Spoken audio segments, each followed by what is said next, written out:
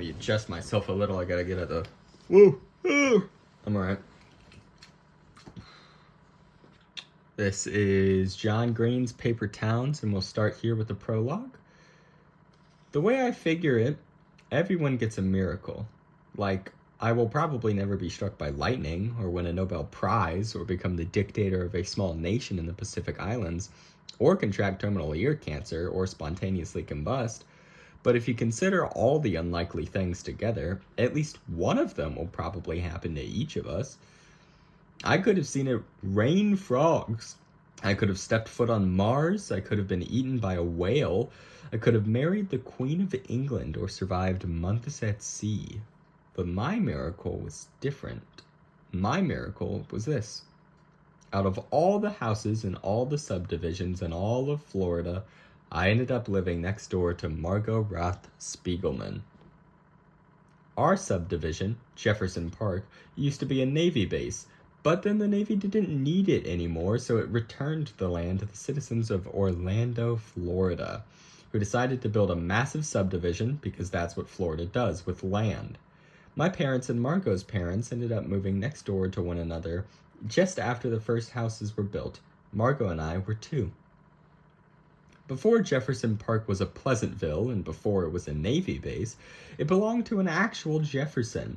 This guy, Dr. Jefferson Jefferson.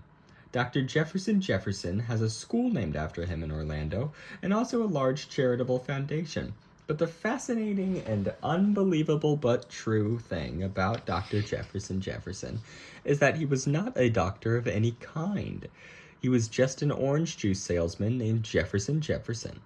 When he became rich and powerful, he went to court, made Jefferson his middle name, and then changed his first name to Dr. Capital D, lowercase r, period. So, Margot and I were 9. Our parents were friends, so we would sometimes play together, biking past the cul-de-sac streets to Jefferson Park itself, the hub of our subdivision's wheel. I always got very nervous whenever I heard that Margot was about to show up, on account of how she was the most fantastically gorgeous creature that God had ever created. On the morning in question, she wore white shorts and a pink t-shirt that featured a green dragon breathing a fire of orange glitter. It is difficult to explain how awesome I found this t-shirt at the time. Margot, as always, biked standing up, her arms locked as she leaned above the handlebars, her purple sneakers a circuitous blur. It was a steam-hot day in March. The sky was clear, but the air tasted acidic, like it might storm later. At the time, I fancied myself an inventor, and after we locked up our bikes and began the short walk across the park to the playground, I told Margot about an idea I had for an invention called the Ringulator.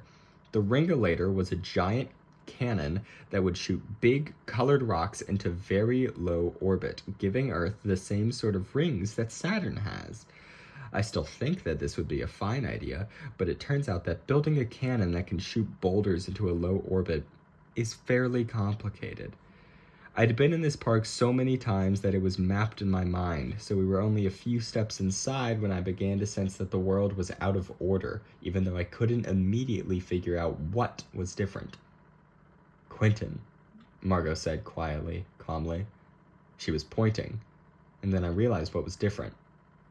There was a live oak a few feet ahead of us, thick and gnarled and ancient looking.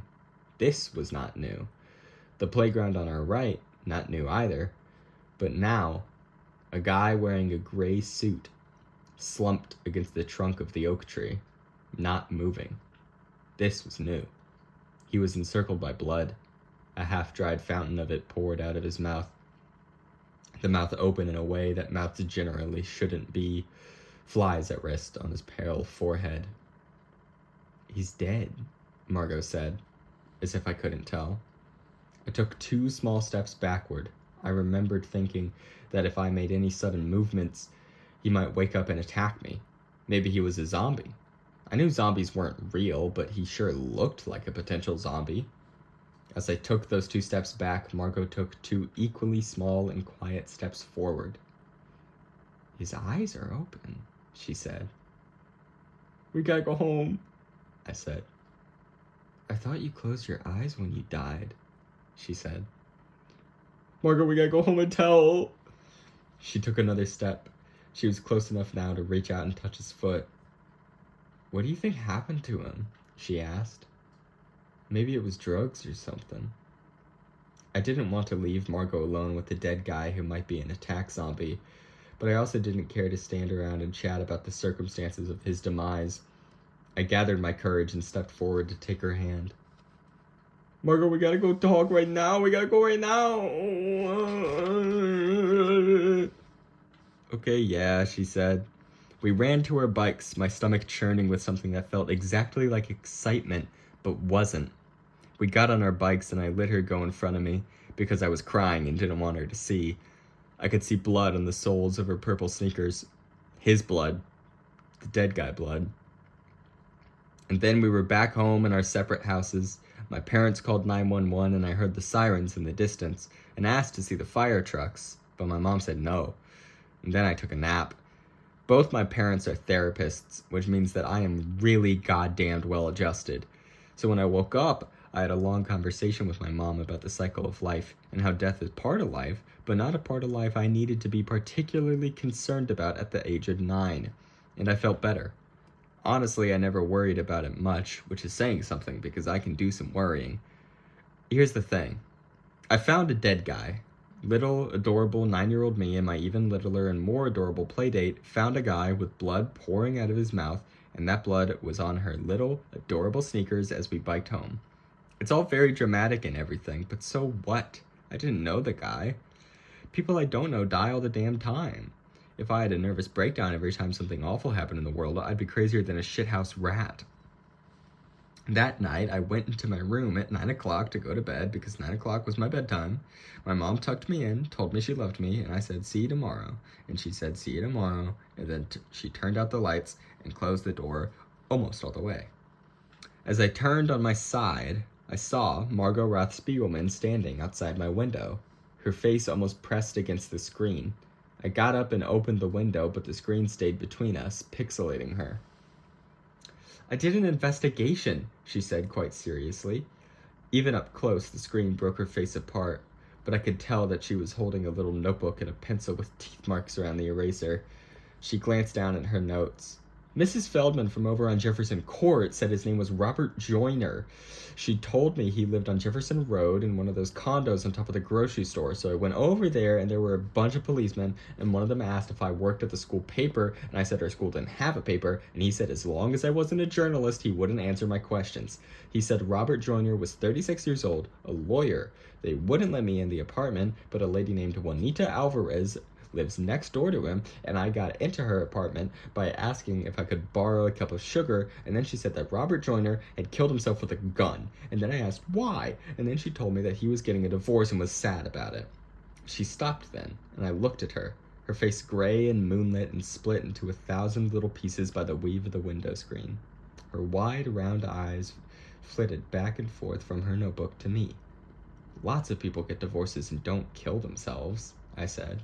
"I know," she said, excitement in her voice. "That's what I told Juanita Alvarez." And then she said, Margot flipped the notebook page, "She said that Mr. Joyner was troubled." And then I asked what that meant, and then she told me that we should just pray for him and that I needed to take the sugar to my mom. And I said, "Forget the sugar," and left. I said nothing again. I just wanted her to keep talking, that small voice tense with the excitement of almost knowing things, making me feel like something important was happening to me. "I think I maybe know why," she finally said. "Why?" "Maybe all the strings inside him broke," she said.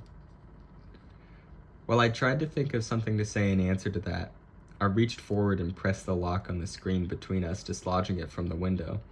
I placed the screen on the floor, but she didn't give me a chance to speak. Before I could sit back down, she just raised her face up toward me and whispered, "Shut the window." So I did. I thought she would leave, but she just stood there, watching me. I waved at her and smiled, but her eyes seemed fixed on something behind me, something monstrous that had already drained the blood from her face, and I felt too afraid to turn around to see, but there was nothing behind me, of course, except maybe the dead guy. I stopped waving. My head was level with hers as we stared at each other from opposite sides of the glass. I don't remember how it ended, if I went to bed or she did. In my memory, it doesn't end. We just stay there, looking at each other, forever. Margot always loved mysteries. And in everything that came afterward, I could never stop thinking that maybe she loved mysteries so much that she became one.